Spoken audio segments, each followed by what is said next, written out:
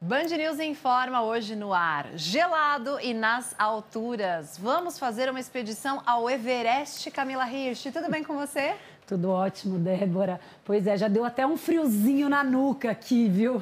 E um frio na barriga também para acompanhar essas aventuras. O nosso convidado de hoje, aqui da Sala Digital, nossa gravação na Sala Digital em parceria com o Google, abre as portas para o Thiago Toricelli, montanhista, que vai contar para a gente sobre essa expedição. Acabou de voltar do Everest e vai contar um pouquinho mais sobre essa história para a gente, porque foram muitas as cenas vividas, muitos desafios. E ele é o nosso convidado do quadro Eu Superei, para contar essa história de superação. Seja muito bem-vindo, Thiago, tudo bem? Tudo bem, muito obrigado, Débora, muito obrigado, Camila, muito obrigado a todos que nos acompanham.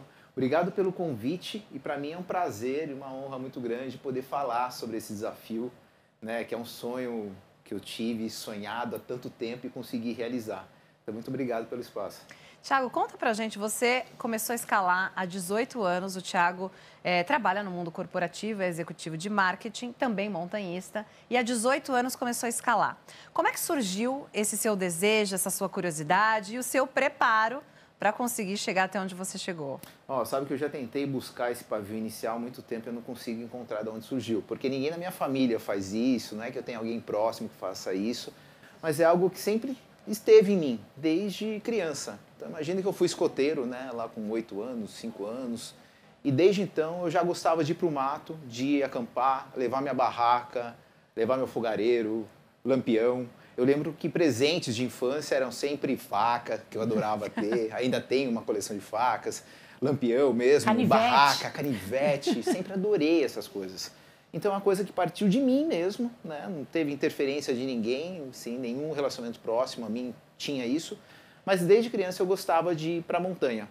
E ia para a montanha, acampar em montanhas próximas da minha cidade natal, que é Bragança Paulista, interior de São Paulo. Então lá tem montanhas próximas, obviamente, bem mais baixas do que as que eu escalo hoje, mas foi ali que eu comecei. Ir para o mato, escalar montanhas mais baixas e fiz isso durante muito tempo da minha vida. Até que as montanhas vão crescendo, né? Elas vão se tornando maiores. Daí você vai buscando altitudes maiores, você vai se desafiando mais. E acho que isso é próprio do ser humano, né? Buscar desafios, né? Se desafiar. Porque eu realmente acredito que os desafios fazem a gente se desenvolver, fazem a gente evoluir. Então, para mim, isso é muito intrínseco, assim. Ele é muito parte da minha vida, me desafiar, buscar novos desafios, buscar novos horizontes e, com isso, agregar todo o conhecimento que, quando a gente se desafia, traz, né? E qual foi sua primeira montanha, Thiago? Tirando essas que você ia de escoteiro, ou fazia uma trilha, às vezes numas férias, numa praia. Qual foi sua primeira montanha mesmo que você escalou como montanhista? Huayna Potosí. Huayna Potosí é uma montanha que fica na Bolívia. Ela fica bem perto de La Paz. E por essa facilidade toda de ser perto de uma grande cidade, ela é como um laboratório para quem quer começar a alta montanha. Então fica até a dica aqui de quem quer começar uma alta montanha. Huayna Potosí é a montanha ideal, porque você vai para La Paz, muito próximo de La Paz tem essa montanha de 6.088 metros, é uma alta montanha, tem um porte de uma alta montanha, tem as dificuldades que uma alta montanha oferece. E lá você faz também um curso de gelo, foi o que eu fiz. Eu ia perguntar, tem gelo nessa montanha? Tem gelo nessa montanha. Tá. Ela é uma montanha toda gelada. É uma montanha coberta de neve e de gelo. Então ali você já testa todas as suas técnicas que você aprende por lá mesmo, em como andar no gelo, como enxergar o gelo, como enxergar uma montanha. E eu pelo menos fiquei lá mais de uma semana fazendo esse teste, esse curso de resgate no gelo, de técnicas no gelo. Porque imagina só, quando você enxerga uma montanha coberta de gelo, parece que é uma coisa só, parece que quase é uma forma piramidal e ela é lisa, lisinha. Mas na verdade nenhuma montanha é lisa daquele jeito. No meio embaixo daquele lençol de neve, de gelo, tem crevasses, que são buracos, que são gretas. Então tem várias nuances diferentes de uma própria montanha. Então você tem que aprender para que lado você anda. E como você aprende isso? Lendo o gelo, lendo a neve, observando a cor da neve.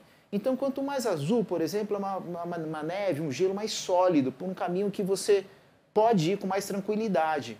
Quanto mais granular é a neve, ela é mais fresca. Então, por ali talvez não seja um lugar ideal para você ir. Então, você aprende essas leituras de neve em curso de alta montanha e você também vai aprendendo como o seu corpo reage na altitude.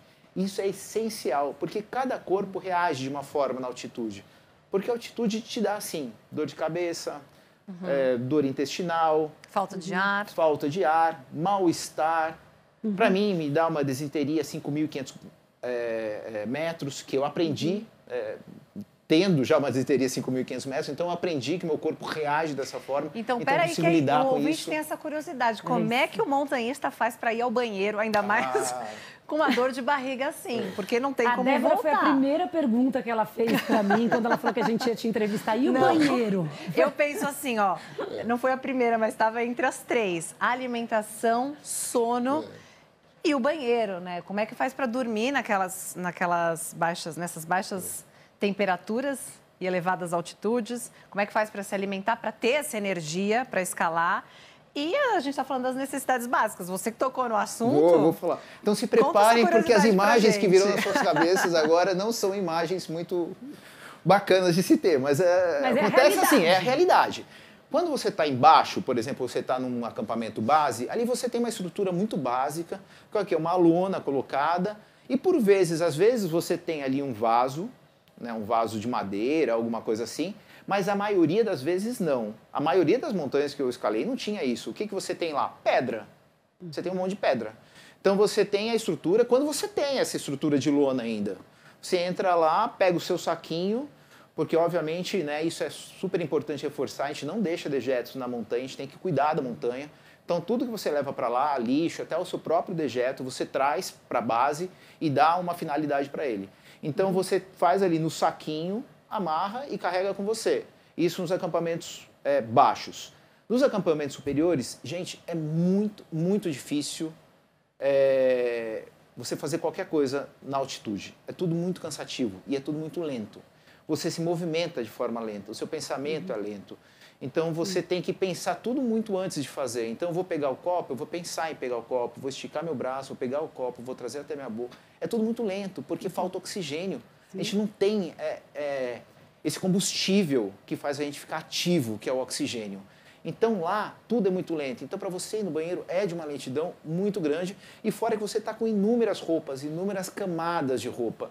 Então você tem que tirar a primeira calça, a segunda calça, a terceira calça, baixar, se apoiar na pedra, colocar o saquinho, fazer a força para te segurar ali e se equilibrar, prender o saquinho. Tudo isso é muito, muito demorado e é muito cansativo.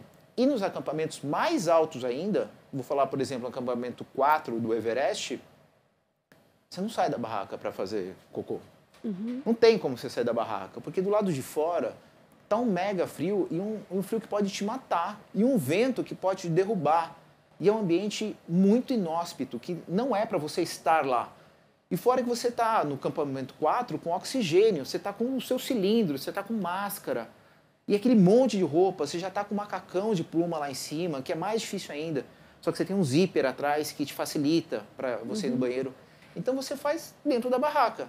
Normalmente você está dividindo a barraca com mais alguém, né?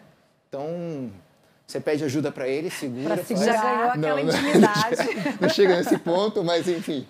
Você vai ali no avancê da barraca, né? Que tem aquele espacinho lá na frente da barraca do lado de fora.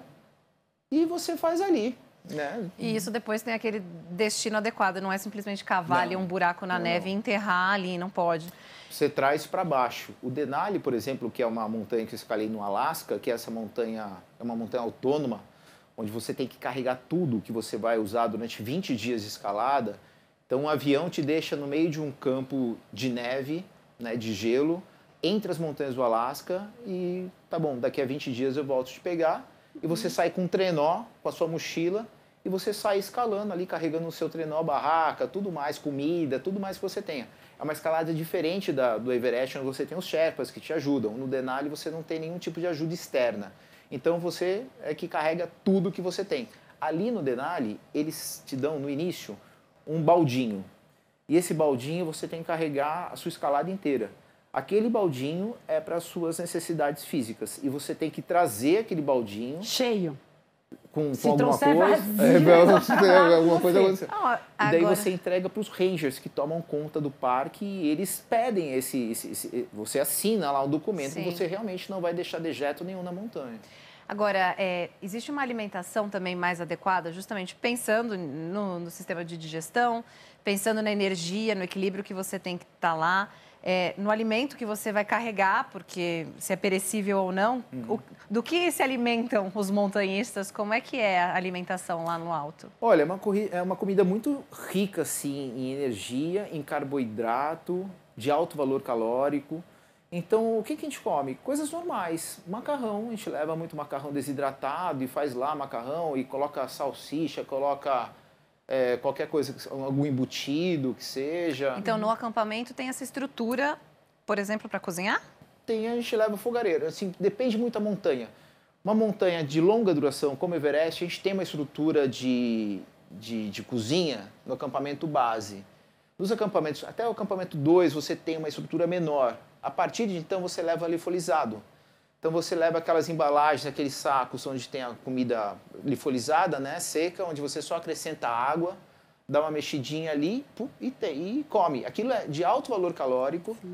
E tem uns sabores bons até. Muitas barras, né? Essas energéticas mesmo, e pós, muita comida assim que você leva, que tem umas tem mais proteína, outra mais carboidrato, que ajuda bastante, né? Mas sabe que essas barras, Camila, na altitude, assim, no frio que a gente está falando, elas ficam impossíveis de você morder. Mastigar, Se né? você morde, o seu dente fica grudado na barra, porque não sai, não quebra.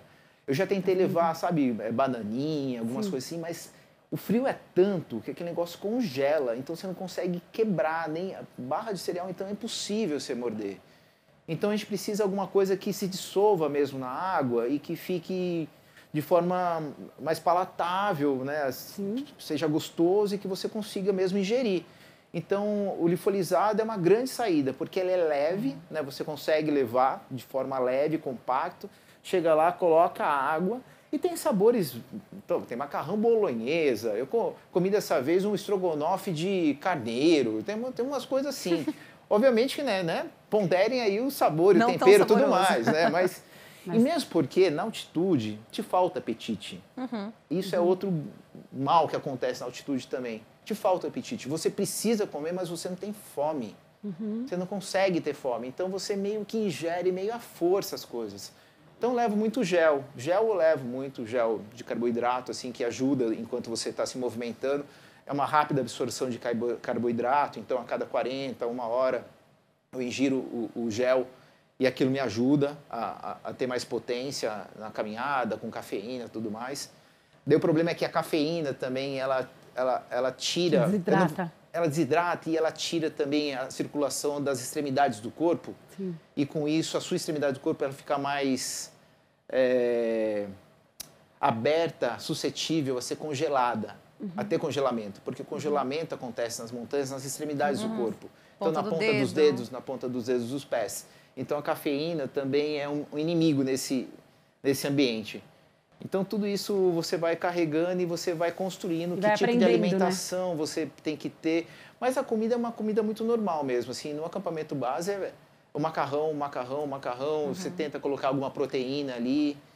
E no Everest é uma outra dificuldade a proteína, né? Porque pela religião mesmo eles não consomem tanta carne bovina, mesmo suína em menos quantidade. Não se consome muita proteína, muita carne, na verdade.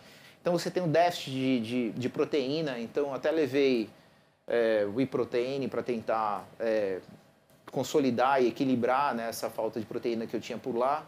Então você vai tentando equilibrar. Mas você consome muito doce também, né? Porque isso também te ajuda e te dá até, moralmente falando assim, né? Mentalmente falando, te dá um alento também. Então você come de tudo. Agora, foi uma expedição de 50 dias ao Everest, não é pouco, não é fácil, e vocês pegaram ainda avalanche. Como é que foi? Os planos tiveram que mudar, nem sempre tudo sai como a gente imagina. E você, quando disse que até o raciocínio fica lento na altitude, conta como foi essa experiência para você? Não dá medo? As imagens são impressionantes, tem muitos lá no Instagram, depois a gente vai passar aqui também a página do Thiago, mas só para descrever para o nosso ouvinte que não está assistindo, no YouTube a gente coloca algumas das imagens do Instagram. Tem algumas áreas, Camila, que ele está em cima de um bloco de gelo, de neve, que mal cabe um dos pés, mal cabe uma pessoa. É muito estreito. Você olha lá para baixo, tem abismo de todos os lados e aí uma escadinha esticada entre um ponto e o outro de um bloco de gelo. Qualquer passo errado ali é a morte, literalmente. Não dá medo? De onde vem essa coragem? E como é que você lida com isso, com os imprevistos que aconteceram também nesse trajeto, nessa jornada? Passei por tudo nessa viagem. Teve terremoto. Eu tive terremoto em Nant Bazar, que é um vilarejo próximo ao Everest, onde a gente baixa para tentar recuperar um pouco do oxigênio. Então, enquanto estava lá, de madrugada, eu senti minha cama tremendo e é um susto muito grande, porque você não sabe o que está acontecendo. E até para você ligar, né, tudo que acontece, você não consegue descobrir o que está rolando naquele momento. Então, só fui descobrir que o terremoto aconteceu na manhã do dia seguinte. Mas até então eu tinha passado por aquela tremedeira na cama, estranha, enfim. Passei pelo terremoto, passei pela avalanche. A avalanche foi logo terminando a cascata de gelo, que é esse trecho que você mencionou, que eu vou falar um pouquinho mais à frente sobre essa cascata, Débora, porque essa cascata ela merece um destaque, porque ela realmente é o trecho mais perigoso do Everest. E essa avalanche aconteceu logo no finalzinho dessa cascata. Então, estava terminando a cascata e, de repente, eu olhei para o lado. E a avalanche lá acontece a todo momento, tá? Não é uma coisa assim, aconteceu isso de forma esporádica. Durante a noite, você escuta 3, 4 avalanches do campo base. E enquanto você está subindo, você escuta as avalanches acontecerem. Mas você vê a distância. Só que dessa vez foi muito próximo. Então, estava terminando a cascata de gelo. Quando eu olhei do lado, aquele monte de neve e gelo despencando da montanha. E levantou imediatamente uma nuvem muito branca e essa nuvem ela veio varrendo, assim, como se fosse um tsunami de neve. Ela veio varrendo tudo que tinha à frente. Só que eu não sabia se ela ia chegar até onde eu estava ou não. É muito rápido, né? São segundos. Daí eu olhei do lado, foi até engraçado, assim, curioso, porque atrás de mim tinham 2 Sherpas que não pertenciam à minha expedição. Parte da minha expedição estava à frente, eu estava parado, que eu estava mexendo na minha mochila naquele momento, pegando água, alguma coisa assim. Olhei para trás e tinham 2 Sherpas que não eram da minha expedição. Na hora que eu olhei para eles, um olhou para o outro e um deles largou tudo que estava e saiu correndo, montanha abaixo. Daí foi quando eu pensei, eu acho que vai chegar aqui, né? Essa nuvem vai chegar. Daí na hora esse outro Sherpa veio próximo a mim, a gente se abraçou, a gente pegou a roupa que a gente tinha, né? E jogou por cima. A gente se abaixou e ficou ali meio que abraçado, esperando passar aquela tempestade, aquela neve, aquele monte de detrito, e vem um monte de pedrinha pequenininha de gelo e vem batendo em você de tudo quanto é jeito. E eu estava de capacete e eu ouvia as pedrinhas batendo no capacete, batendo no meu corpo e só ficava torcendo. Não venha uma pedra grande. Não venha uma pedra grande. Por favor, não venha uma pedra grande. E fiquei lá. E pelo buraquinho da roupa, eu me lembro muito bem de enxergar, assim, olhar para fora, né, da onde que a gente estava se protegendo, e eu só via branco. Não dá para você ver mais nada. É branco, é uma nuvem branca. Então a gente ficou no meio daquela avalanche, esperando aquilo passar. E aí é algo um pouquinho mais extenso do que segundos, são poucos minutos, mas é uma coisa muito intensa. Mas a hora que passa, que você tira, tem até uma imagem de eu estava todo branco, assim, todo revestido de neve. É um susto muito grande, né? Porque você fala, e aí? Cadê aquelas pessoas que estavam lá em cima? Cadê as pessoas que estavam aqui embaixo? Daí as pessoas vão levantando a mão, vão falando, não, tá tudo bem, tá tudo bem. Ainda bem não aconteceu nada com ninguém de mais grave, mas realmente foi um susto muito grande. Susto igual você tem nessa cascata de gelo toda vez que você passa por ela. A cascata de gelo, ela é um glaciar. Um glaciar é um rio congelado. Então tem movimentação constante, todos os segundos do dia, todos os minutos do dia, todas as horas, todos os dias, e esse negócio está se mexendo. E conforme ele se mexe, as crateras, as gretas, os buracos vão ficando maiores. E as coisas vão caindo. Estalactites vão caindo, estalagmites vão se formando, pedaços de gelo, pedaços de blocos de gelo vão caindo. Tudo está em movimento e você está passando no meio daquilo tudo. E essas escadas, Débora, elas ficam na cascata de gelo. O que são essas escadas? São escadas amarradas umas nas outras e que por vezes estão vertical e por vezes estão horizontal. Na horizontal eu cheguei a cruzar 4 escadas amarradas uma na outra. E você olha para baixo, realmente você não vê o fim daquela cratera. Você está passando por cima e você não vê o fim daquela cratera. E as escadas, elas são amarradas de forma muito rudimentar, né? Você vê ali que não tem nenhum tipo de artifício que deixe aquilo mais fixo, porque todo dia ela precisa dar uma mexidinha. Ela precisa ser Para o nosso ouvinte instável. visualizar no rádio, sabe aquela escada de alumínio, né, prateada ali, que você consegue puxar um pouquinho para ela ficar um pouco mais alta, que de repente alguém usa na construção, para pintar a casa. Ela está ali deitada, atravessada, né, entre um ponto e outro, amarrada com umas cordinhas. Por isso que você diz rudimentar. É uma corda com um nó ali que você fala, será que isso está bem amarrado? É isso. E qualquer passo ali, se de repente escorregar ou cair o bloco de gelo,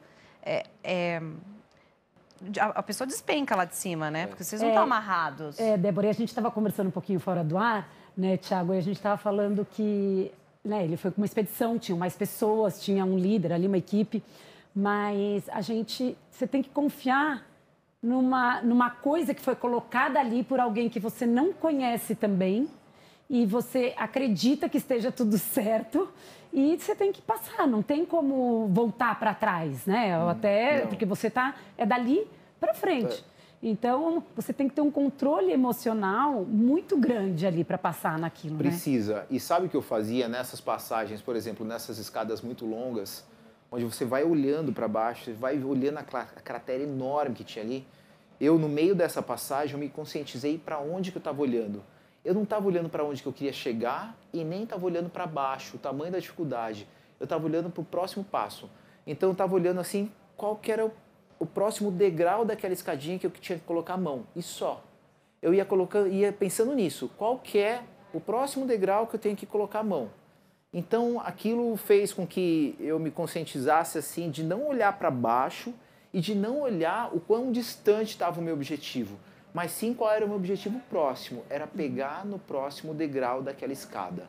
Então, aquilo para mim me deu um conforto até enquanto eu estava cruzando, porque me deu mais segurança e também me deixou com menos medo, menos apreensivo, porque realmente, se eu olhasse para o tamanho daquela cratera que estava embaixo de mim, talvez eu ficasse mais nervoso. Mas saber que tinha um objetivo muito próximo meu e era alcançável, que era o próximo degrau, aquilo me deu um alento maior. E claro que tem medo, dava medo, em inúmeros momentos ali dava medo. Mas o que me dava mais alento também era o preparo que eu tinha feito para chegar até o Everest.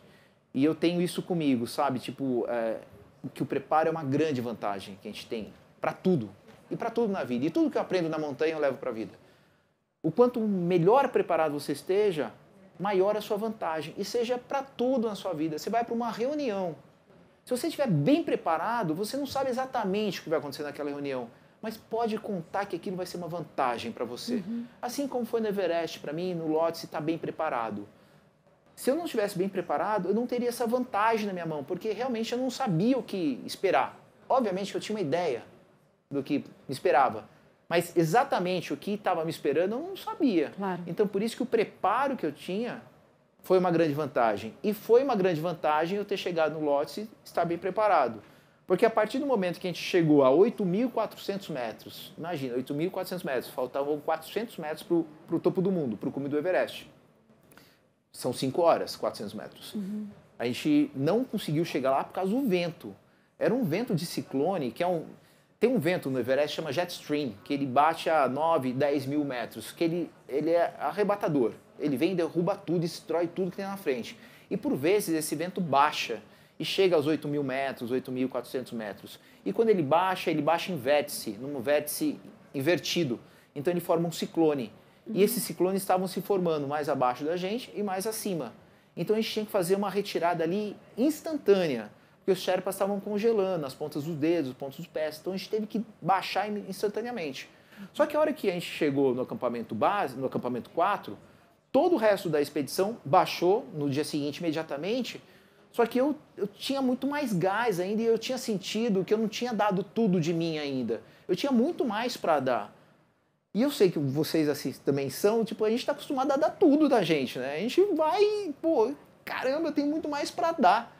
Então eu tinha mais para dar, eu não tinha dado meu 100%, eu tinha mais para dar, né? A gente faz isso no trabalho, faz isso na vida, faz isso em tudo que a gente gosta, então eu tinha mais para dar. Eu falei, não, eu vou tentar outra montanha. E eu tinha um preparo para isso.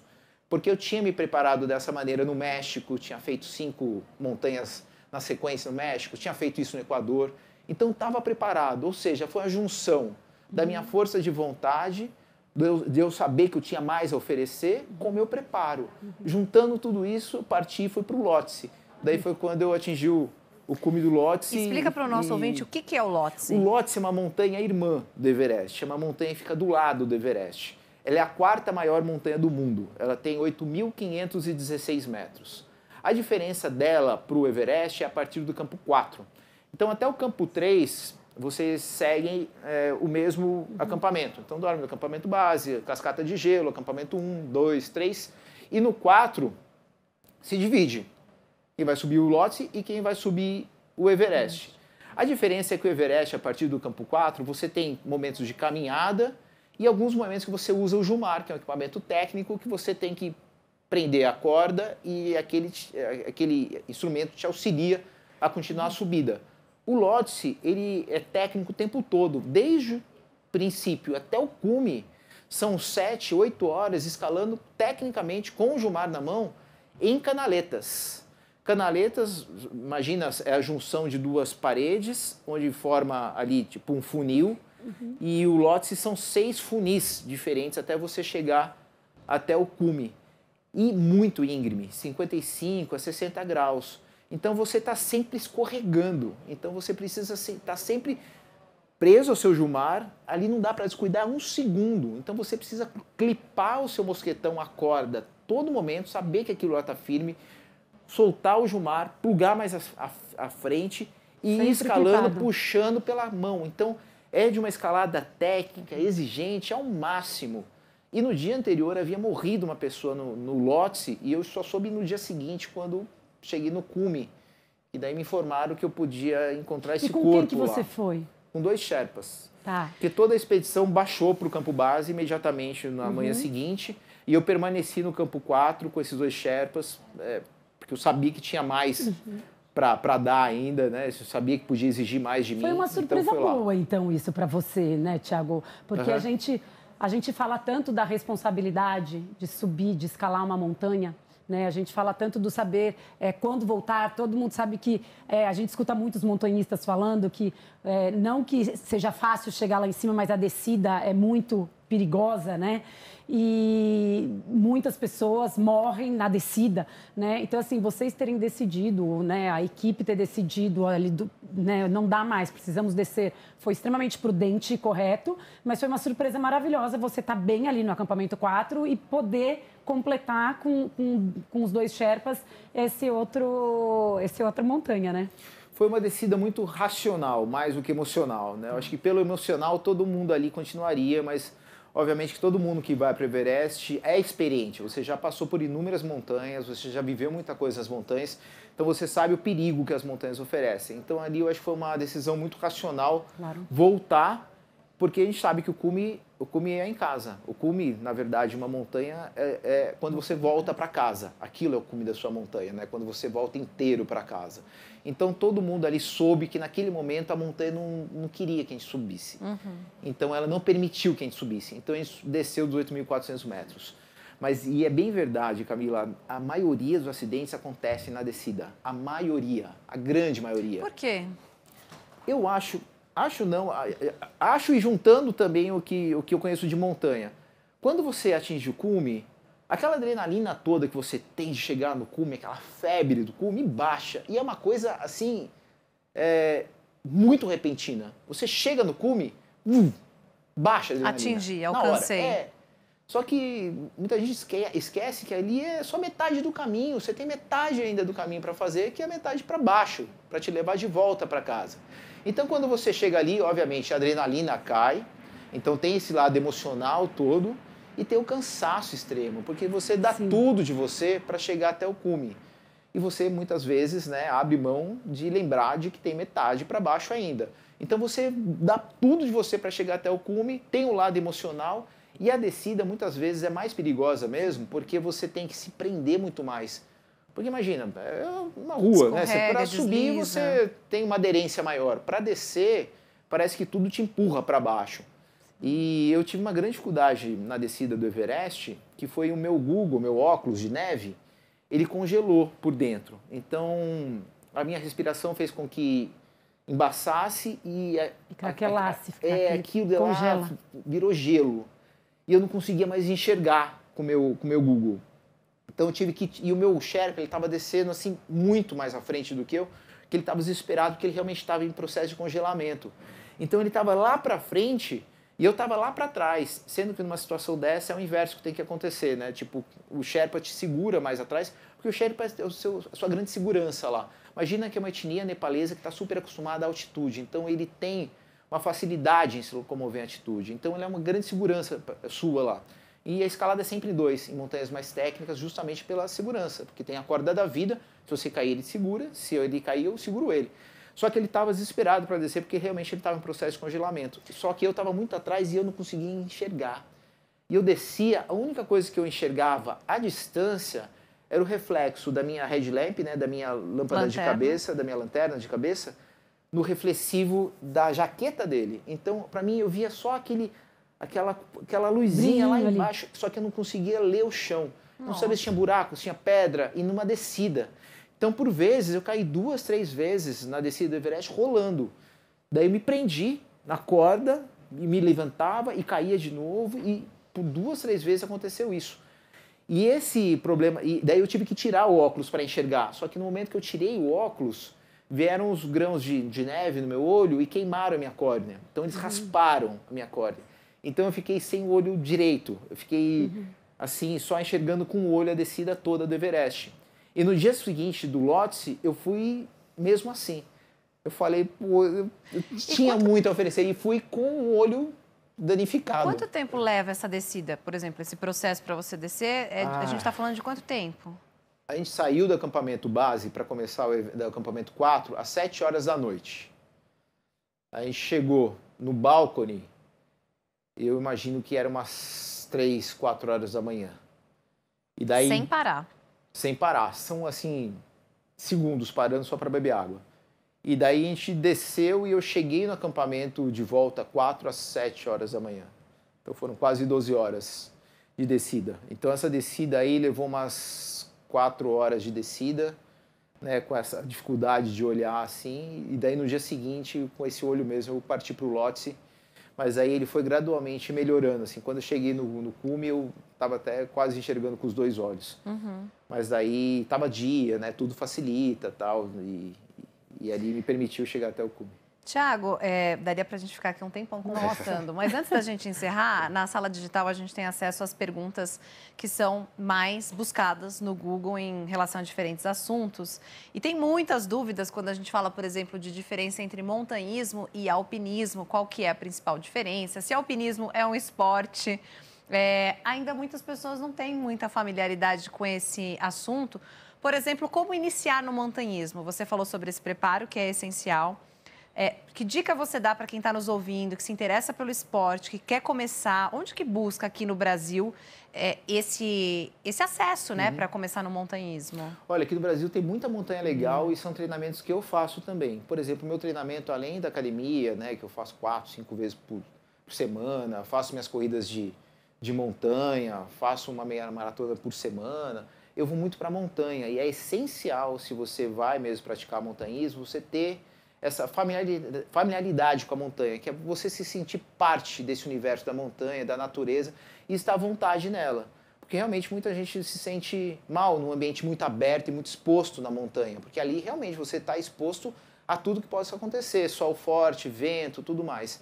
Então uma dica minha é ir para montanhas próximas. Aqui perto de São Paulo, em Minas, onde você estiver escutando, tenho certeza que tem uma montanha aí próxima a você que é possível você ir lá, fazer uma caminhada, fazer um trekking até o cume e ver como você se sente e perceber o quanto é exigente uma montanha. Então, quais as montanhas que eu treino? Eu vou muito para o Marins, que fica aqui no interior do estado de São Paulo, vou muito para as montanhas da Mantiqueira. Na Mantiqueira tem montanhas maravilhosas para fazer e eu faço assim bate-voltas mesmo. Eu saio de São Paulo sexta-feira à noite, jogo minha barraca dentro do carro, jogo meu fogareiro, vou sozinho, paro no pé da montanha, armo minha barraca ali 1h da manhã, durmo até as 4h30 da manhã, acordo 4h30 da manhã, faço meu cafezinho e começo a subir a montanha. Eu vou até o cume com peso, que é como eu treino, desço, guardo tudo no carro, sábado à noite estou de volta em São Paulo. Está renovado para voltar para a esposa e os filhos que ficaram aqui torcendo também. Rezando, fazendo tudo, porque aí a gente apela para tudo. Rezando, acendendo vela. Qualquer buraquinho que tenha de tempo, eu faço esse treinamento. Então dá para fazer isso muito, muito próximo. Né? Mas as pessoas que estão começando não precisam ir sozinhas, né? Eu não, falo, e não vão sozinhas, pelo contrário. Né? A recomendação é não ir. Tem muito lugar no Brasil, né? No Nordeste tem muito lugar, para o centro-oeste sempre tem Brasil uma monta... tem muito lugar. E a recomendação é realmente não fazer sozinho, nunca fazer sozinho. Eu faço porque eu já tenho mais familiaridade e também conheço as pessoas que estão ali na montanha, mas realmente a recomendação é não fazer sozinho, porque o imprevisto acontece. Na montanha, o imprevisto acontece. Então, realmente é essencial que você tenha alguém ao seu lado. Dá para ser uma curtição também com responsabilidade, né? É isso, você, ou com filhos ou com amigos, né? Se preparar para aquilo. Dá para começar com umas mais menorzinhas, depois aumenta um pouquinho mais. Acho que é um esporte muito bacana. Tira né? o filho do computador, do celular. Eu tenho 3 filhos. Eu tenho uma filha de 22 anos, um de 14 e um de 5. A de 22, ela não liga muito. Se eu levo ela, ela vai. Mas ela também não pede. Então, tanto faz. O de 14, ele é urbano. Ele odeia que eu leve ele pra montanha. Mas eu tento. Mas ele não gosta. Ele gosta mesmo das coisas tecnológicas. Agora, eu acho que o que se salva é o de 5. O de 5, por enquanto, ele tá adorando. Gosta de pegar formiga, gosta de estar no mato. Que era coisa que até os outros 2 não tinham na idade dele. Então, acho que esse daí, eu acho que ele... O Thiago trouxe até a bota para mostrar para a gente, antes de encerrar. É uma bota especial. Quanto que pesa essa bota? Ela é leve? Ela é toda forrada? Ela dá a impressão de ser pesada porque ela é parruda desse jeito, porque aqui dentro ela tem várias camadas que é justamente para proteger do frio, do congelamento. E pasmem, mesmo assim, com essa bota interna, que vai, obviamente, dentro dessa maior. É uma são bota duas dentro botas. da outra. É uma bota de maior revestimento térmico, que vai dentro de uma que ela é impermeável e que ela também não permite que a neve entre. Mas mesmo assim, aqui dentro eu vou com 2 meias, né? São 2 meias que eu uso. Uma de lã merino, que é uma lã mais específica, que ela não retém tanta umidade, então ela não permite que meu pé congele. Porque outro problema também de você caminhar é que você sua no pé, e se aquele suor ficar no seu pé, ele vira gelo. E o gelo vai congelar o seu dedo. Então precisa ter essa lã merino que ela repele a umidade, então ela permite que a umidade saia do seu pé e o seu pé não congele. Então mesmo com 2 meias, dentro de uma bota interna que é feita para ser térmica, e essa bota interna dentro de uma bota maior, mesmo assim há congelamento. Então, para se ter uma ideia de como que o frio é intenso numa altitude, né? Chegando a menos 50, menos 55 graus, que foi a temperatura que eu peguei, por exemplo, no Everest, com os ventos, né? Que é a sensação térmica do vento associada à temperatura. Então, mesmo assim, com essa bota enorme aqui, isso acontece.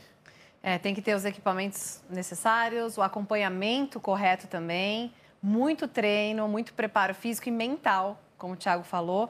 Infelizmente, nosso tempo é curto, daria para a gente ficar horas aqui com outras curiosidades, para contar um pouco mais. Mas já fica o convite para a próxima, para você contar sobre suas próximas expedições. A gente recebeu aqui no Band News Informa o Thiago Torricelli, contando sobre essa jornada ao Everest. Thiago, obrigada, viu, por participar do Informa. Muito obrigado, Débora. Obrigado, Camila. Obrigado a todos vocês que acompanharam essa conversa. Eu queria também deixar um agradecimento à minha família, porque é essencial. Imagina, eu falei tudo isso que eu faço, né? Então, vou para a montanha no final de semana, viajo para a montanha para outros países, treino 3, 4 vezes por semana, saio de casa constantemente para treinar, fico fazendo treino de escada, depois eu conto para vocês, de 6 horas no meu prédio. Então, tudo isso, se eu não tivesse um suporte em casa, né? Imagina a minha esposa, a Marina, cuidando lá dos meus filhos, da administração de casa, ainda das coisas dela toda, do trabalho exponencial que ela tem. Imagina, se eu tivesse todo esse suporte, seria impossível atingir qualquer coisa disso. Então, eu divido tudo isso que eu conquisto com ela, porque realmente, se não fosse ela dando essa vazão toda lá em casa, eu não poderia fazer nada disso que eu faço. A torcida mais do que especial, da esposa, repórter, fazendo acompanhamento, exato, a geolocalização, atualizando os amigos e a família. Thiago, obrigada, viu? Eu que agradeço, muito obrigado. Obrigada, Thiago, parabéns. Obrigado, Camila. Muito obrigado. Bom, a gente volta a se encontrar no Band News Informa na semana que vem. Camila, um beijo para você, até lá. Obrigada, Débora, até semana que vem. Tchau.